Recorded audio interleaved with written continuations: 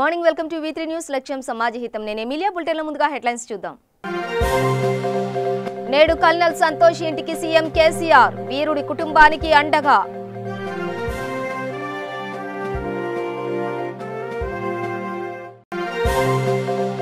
AP రాజధాని అంశంపై మంత్రి పెద్దిరెడ్డి కీలక వ్యాఖ్య. కోవిడ్ సమయంలో రాజధాని తరలింపు ప్రక్రియ ఉండకపోవచ్చన్న మంత్రి. బీజేపీ జాతీయ అధ్యక్షుడు జేపీ నడ్డాపై మండిపడ్డ మంత్రి ఈటెల. జాతి నేత ఓ గల్లీ నాయకుడిలా మాట్లాడుతున్నారని విమర్శ. కరోనాపై జేపీ నడ్డా వ్యాఖ్యలు సరికావని హితవు. కృష్ణమ్మ ఒడిలోకి గోదావరి జలాలు. పట్టిసీమ నుంచి పోలవరం ప్రాజెక్టుకు 4956 క్యూసెక్కుల జలాలు విడుదల. సీఎం జగన్ ఎంపీ విజయసాయిరెడ్డిపై పట్టాభిరామ్ విమర్శలు. అంబులెన్స్ల నిర్వహణల స్కామ్లో విజయసాయిరెడ్డిని అరెస్టు చేస్తారా అని సవాల్. కరోనా వ్యాప్తి నేపథ్యంలో దాతృత్వాన్ని చాటుకున్న ఓ ప్రైవేట్ బిల్డర్. ముంబైలో 19 అంతస్తుల బిల్డింగ్ ను కరోనా బాధితుల కోసం కేటాయింపు. నేడు మెజిస్ట్రేట్ లో హాజరు కానున్న జేసీ ప్రభాకర్ రెడ్డి, అస్మిత్ రెడ్డి. వాహనాల రిజిస్ట్రేషన్ పై సుదీర్ఘ విచారణ. డీటెయిల్స్ చూస్తే తెలంగాణ సీఎం కేసీఆర్ నేడు సూర్యాపేటకు వెళ్లనున్నారు. అమర జవాన్ కల్నల్ సంతోష్ బాబు కుటుంబ సభ్యులను ఆయన పరామర్శిస్తారు. రాష్ట్ర ప్రభుత్వం ప్రకటించిన 5 కోట్ల రూపాయల సాయాన్ని చెక్కు రూపంలో అందించనున్నారు తెలంగాణ సీఎం. నిన్న ఉదయం కల్నల్ సంతోష్ బాబు ఇంటికి వెళ్లిన మంత్రి జగదీష్ రెడ్డి ఈ విషయాన్ని వారికి చెప్పారు. ఇది ప్రభుత్వ సాయం కాదని, దేశం కోసం ప్రాణత్యాగం చేసిన జవాన్కు ఇస్తున్న గౌరవం అని తెలిపారు. గాల్వాన్ లోయ ఘర్షణలో వీరమరణం పొందిన కల్నల్ సంతోష్ కుటుంబానికి తెలంగాణ ప్రభుత్వం అండగా ఉంటుందని సీఎం కేసీఆర్ అన్నారు. సంతోష్ బాబు కుటుంబానికి 5 కోట్ల నగదు, హైదరాబాద్లో 800 చదరపు గజాల నివాస స్థలం, ఆయన భార్యకు గ్రూప్ 1 స్థాయి ఉద్యోగం ఇవ్వనున్నట్లు ప్రకటించారు. ఉద్యోగానికి సంబంధించిన అపాయింట్మెంట్ లెటర్ను కేసీఆర్ ఇవాళ సంతోష్ భార్య సంతోషికి ఇవ్వనున్నారు.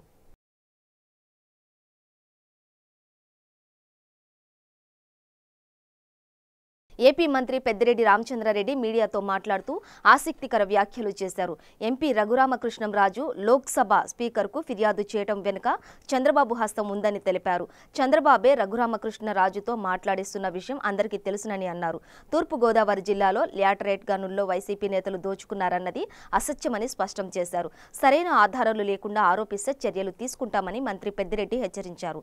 సరస్వతి పవర్ అంశంలో నిరాధార ఆరోపణలపై చర్యలు తీసుకుంటున్నట్టు తెలిపారు.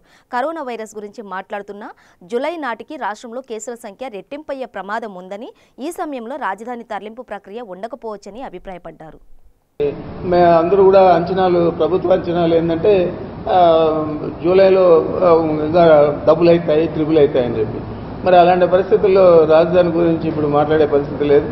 ప్రభుత్వం నిర్ణయం తీసుకోవాలంటే ఇవన్నీ కూడా సద్దుమణిగి ఈ కరోనా కొద్దిగా తగ్గుముఖం పుట్టిన తర్వాత దాని గురించి మాట్లాడుతాము.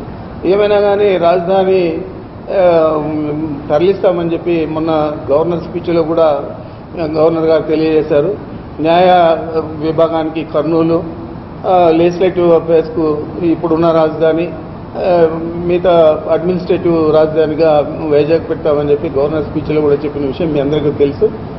దాని గురించి సరైన సమయంలో నిర్ణయం తీసుకుంటారు, కానీ ఇప్పుడు ఈ పరిస్థితుల్లో ఇప్పుడు నిర్ణయించేది ఏమి ఉండదని చెప్పి తెలియజేస్తాను. రోజు రోజుకు పెరిగిపోతున్నాయి. అందరూ కూడా అంచనాలు, ప్రభుత్వ అంచనాలు ఏంటంటే జూలైలో డబుల్ అవుతాయి, ట్రిపుల్ అవుతాయి అని చెప్పి. మరి అలాంటి పరిస్థితుల్లో రాజధాని గురించి ఇప్పుడు మాట్లాడే పరిస్థితి లేదు. ప్రభుత్వం నిర్ణయం తీసుకోవాలంటే ఇవన్నీ కూడా సద్దుమణిగి ఈ కరోనా కొద్దిగా తగ్గుముఖం పుట్టిన తర్వాత దాని గురించి మాట్లాడుతాము. ఏమైనా కానీ రాజధాని తరలిస్తామని చెప్పి మొన్న గవర్నర్ స్పీచ్లో కూడా గవర్నర్ గారు తెలియజేశారు.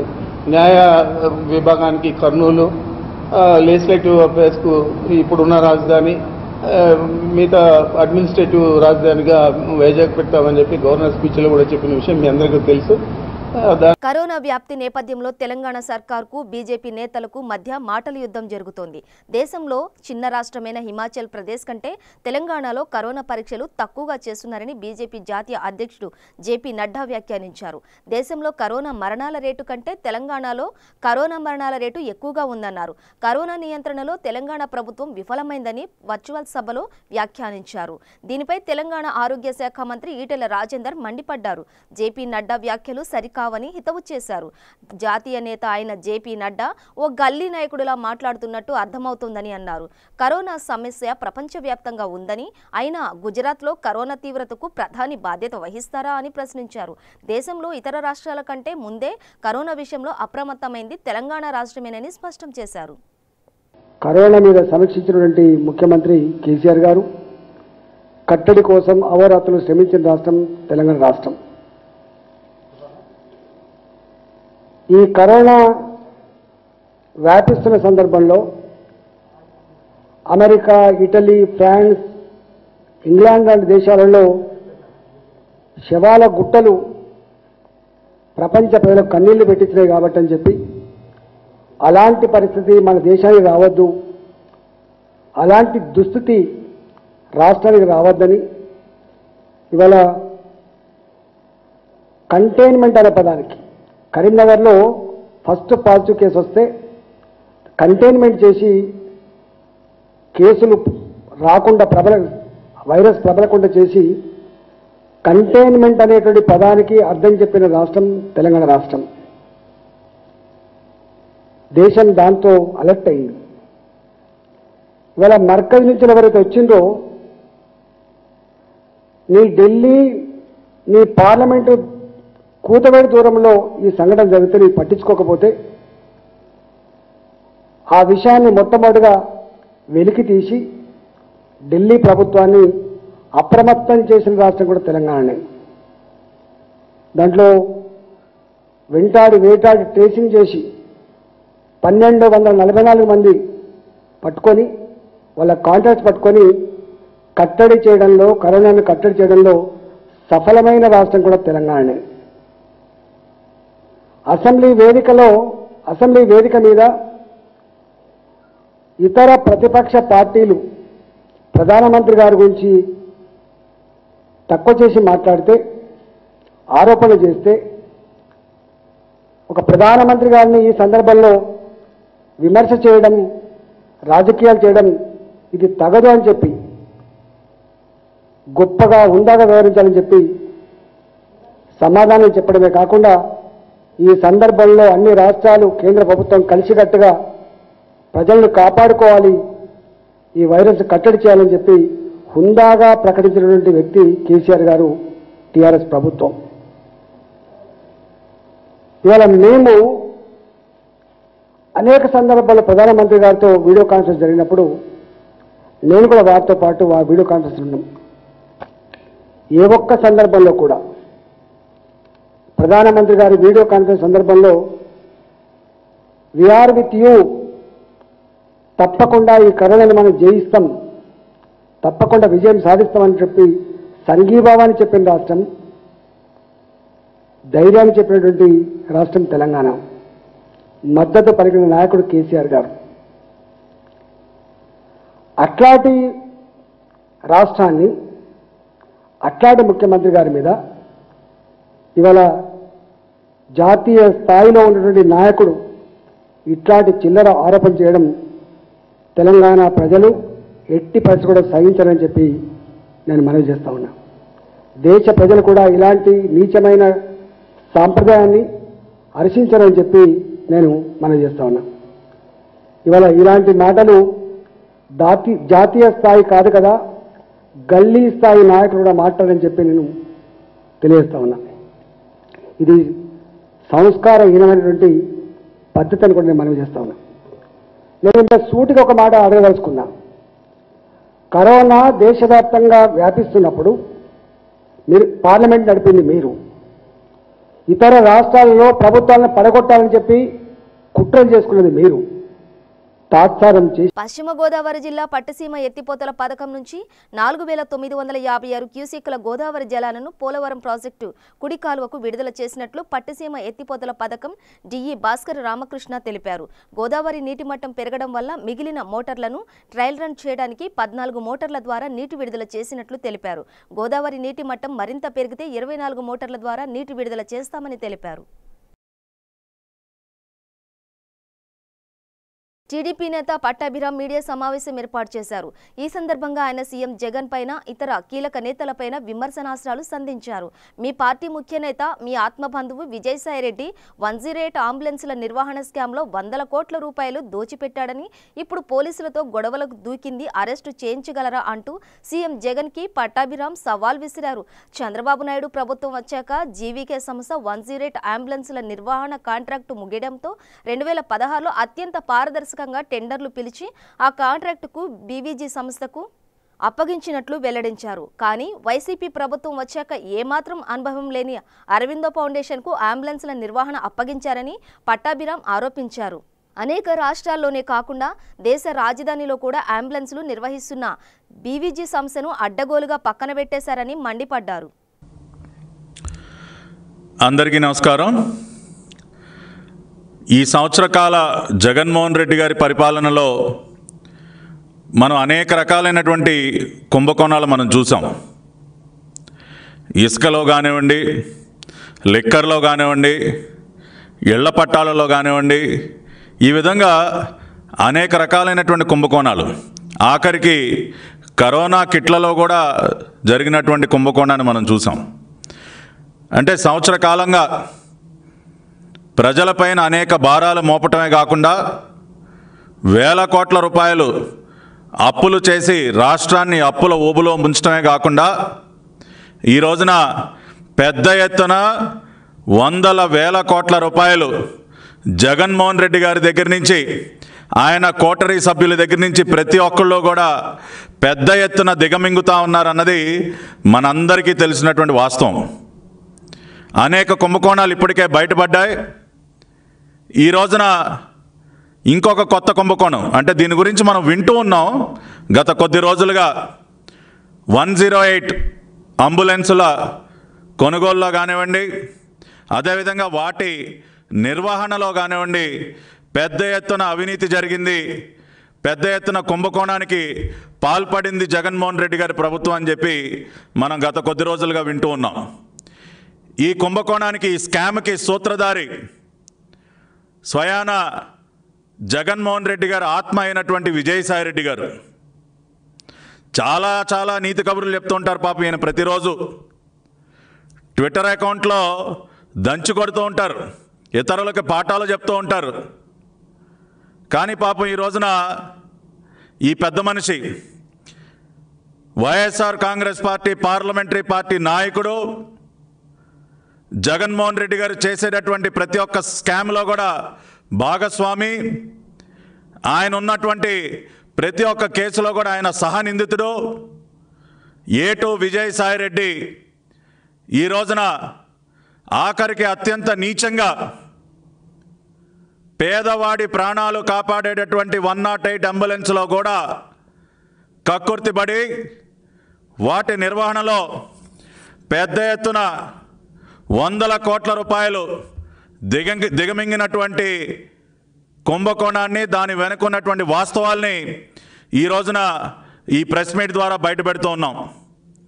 ఒక్క 108లోనే, నేను ఇంకా 104 గురించి మాట్లాడలేదండి, 108 అంబులెన్సుల్లోనే వాటి నిర్వహణకు సంబంధించి దాదాపు 307 కోట్ల రూపాయల కుంభకోణానికి జగన్మోహన్ రెడ్డి గారి ప్రభుత్వం పాల్పడింది. దీనికి ప్రధాన సూత్రధారి విజయసాయిరెడ్డి. దానికి సంబంధించినటువంటి వాస్తవాలను ఇప్పుడు పరిశీలిద్దాం.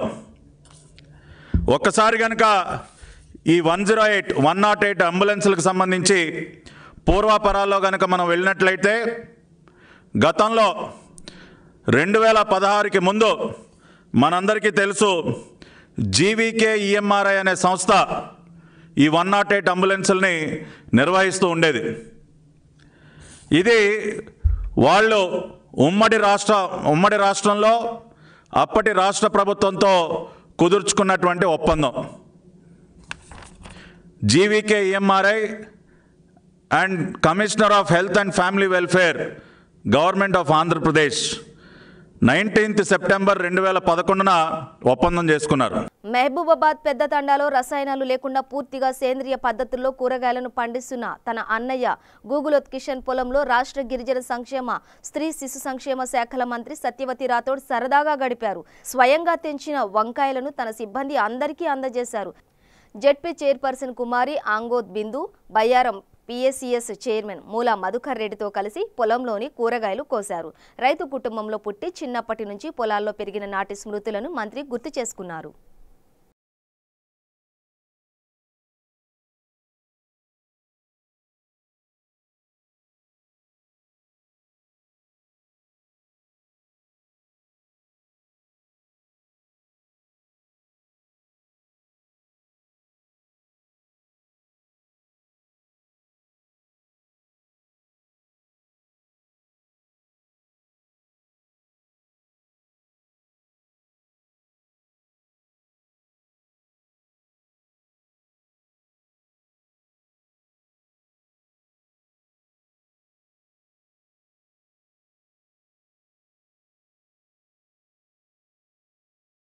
కరోనా విజృంభణ నేపథ్యంలో ఓ ప్రైవేట్ బిల్డర్ తన దాతృత్వాన్ని ప్రదర్శించారు. Municipal corporation of greater Mumbai పరిధిలో తాను నిర్మించిన 19 అంతస్తుల బిల్డింగ్ను కరోనా బాధితుల కోసం కేటాయించారు. తన బిల్డింగ్ను క్వారంటైన్ కేంద్రంగా వినియోగించుకోవడానికి ప్రభుత్వానికి అప్పగించారు. బిల్డింగ్లోని 130 ఫ్లాట్లను స్వాధీనం చేసుకున్నట్లుగా ప్రభుత్వం సర్టిఫికేట్ కూడా ఇచ్చింది. అయితే తాము ఇతర భాగస్వాములతో చర్చించిన తర్వాత కరోనా బాధితుల చికిత్స కోసం బిల్డింగ్ను ఇవ్వాలని నిర్ణయించుకున్నామని శ్రీజీ చరణ్ డెవలపర్స్కు చెందిన మొహుల్ సంఘ్వి తెలిపారు.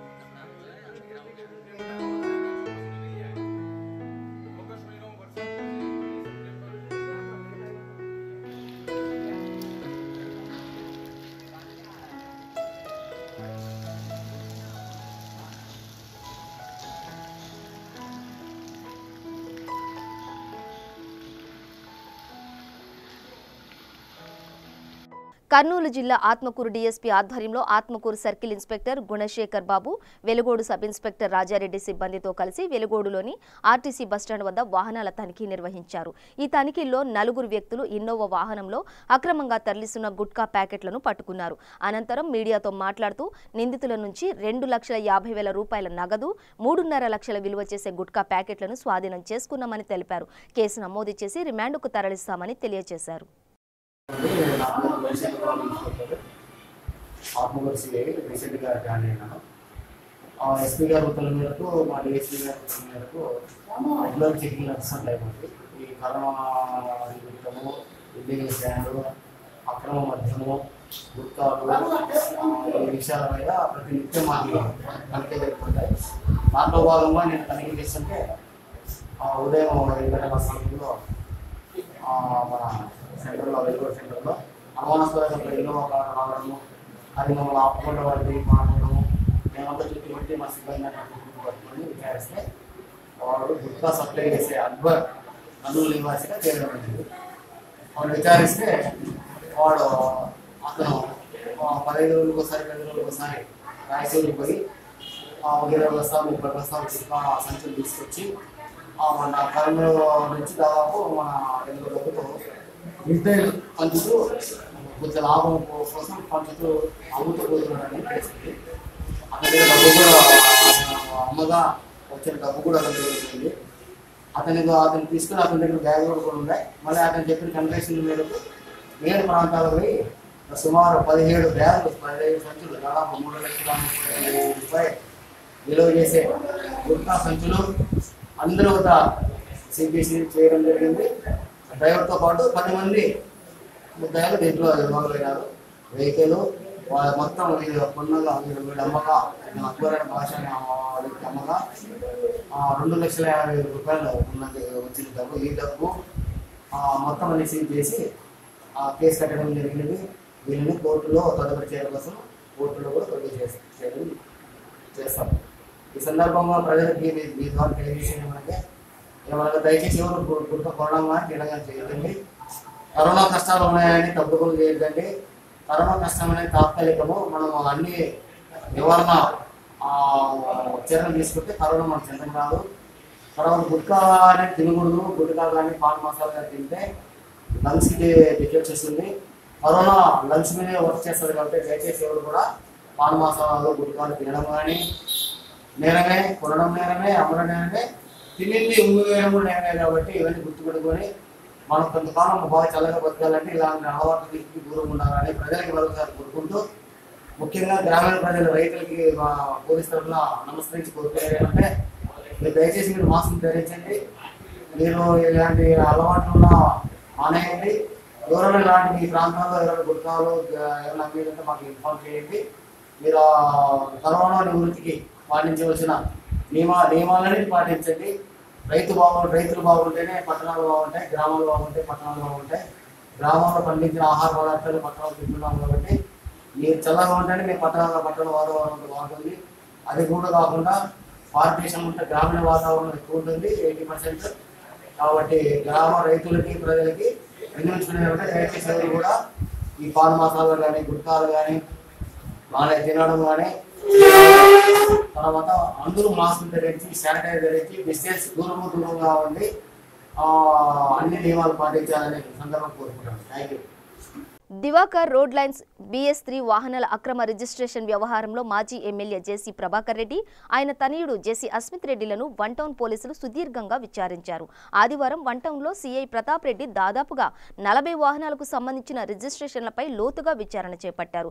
వాహనాలను ఎక్కడ కొనుగోలు చేశారు, నాగాలాండ్లో ట్రక్కు వాహనాలు కొనుగోలు, రిజిస్ట్రేషన్లు తదితరాల తండ్రి కొడుకులపై ప్రశ్నల వర్షం కురిపించినట్లు తెలిసింది. ఈ రోజు మధ్యాహ్నం మెజిస్ట్రేట్ ముందు మరోసారి వీరిద్దరిని వన్ టౌన్ పోలీసులు హాజరుపరచనున్నారు. కస్టడీని పొడిగించాలని కోరినట్లు సమాచారం.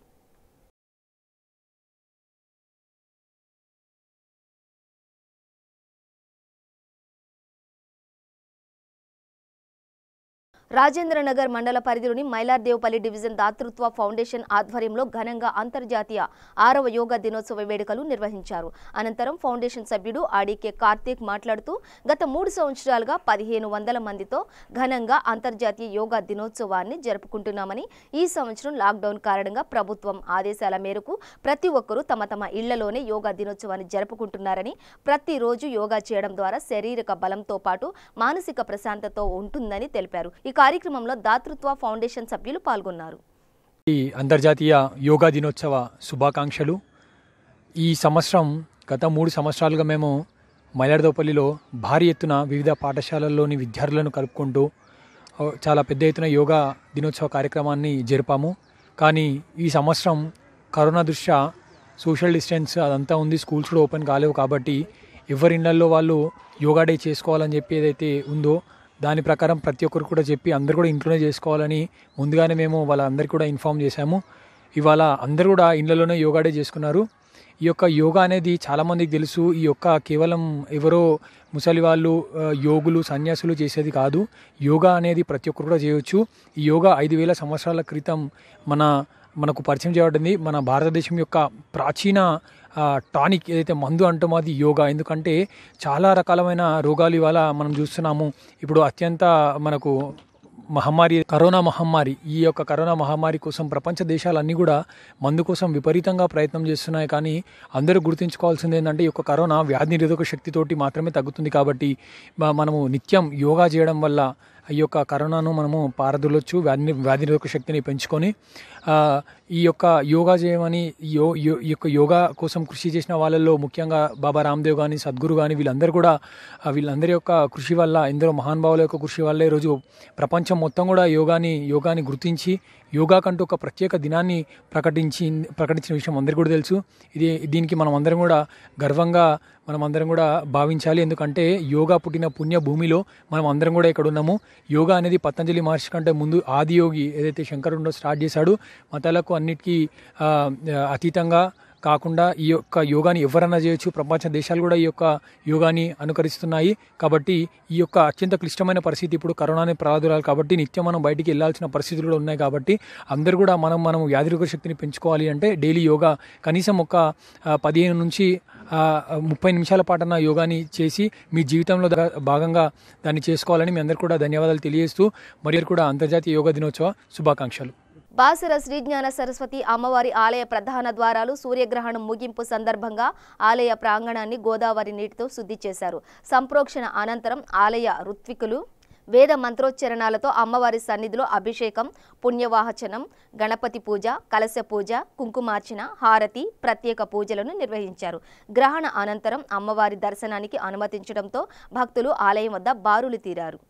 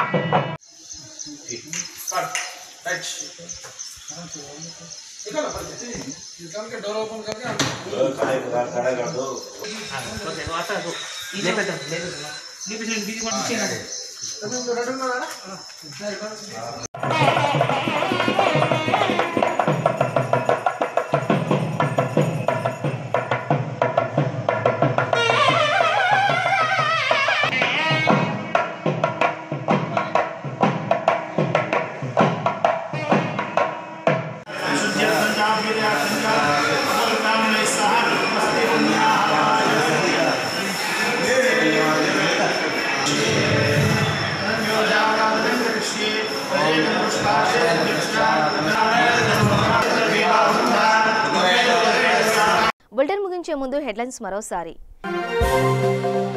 నేడు కల్నల్ సంతోష్ ఇంటికి సీఎం కేసీఆర్, వీరుడి కుటుంబానికి అండగా.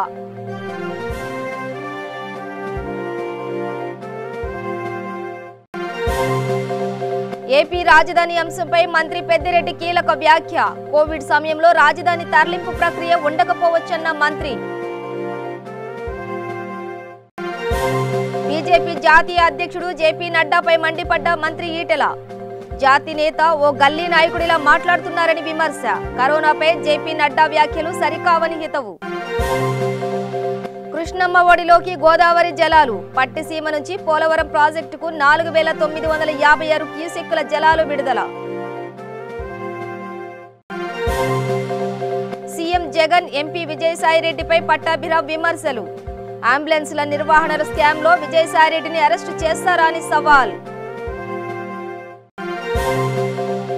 కరోనా వ్యాప్తి నేపథ్యంలో దాతృత్వాన్ని చాటుకున్న ఓ ప్రైవేట్ బిల్డర్. ముంబైలో 19 అంతస్తుల బిల్డింగ్ ను కరోనా బాధితుల కోసం కేటాయింపు. నేడు మెజిస్ట్రేట్లో హాజరు కానున్న జేసీ ప్రభాకర్ రెడ్డి, అస్మిత్ రెడ్డి. వాహనాల రిజిస్ట్రేషన్ పై సుదీర్ఘ విచారణ. ఇవి బులెటిన్ విశేషాలు. మరింత సమాచారం కోసం చూస్తూనే ఉండండి V3 న్యూస్. లక్ష్యం సమాజహితం.